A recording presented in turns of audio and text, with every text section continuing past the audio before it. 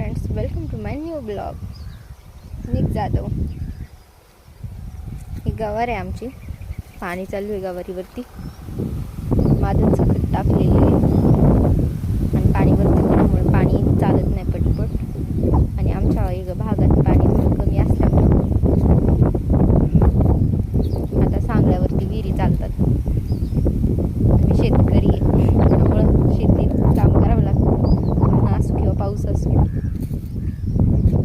पाणी कमी असल्यामुळं बऱ्याच शेतीचे जे तुकडे आहेत ते पडून आहेत. मला दिसतच असेल, मी सगळं ऑलराऊंड दाखवलं. गवारे फुलं लागली ते तिला आणि तोडायला नाही आली.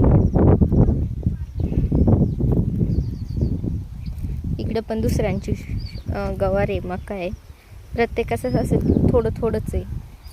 2 गट असेल तर तुकडे शेतीचे, तर 1 गट उगवता, 1 गट तसाच रिकामा ठेवला जातोय पाणी कमी असल्यामुळं.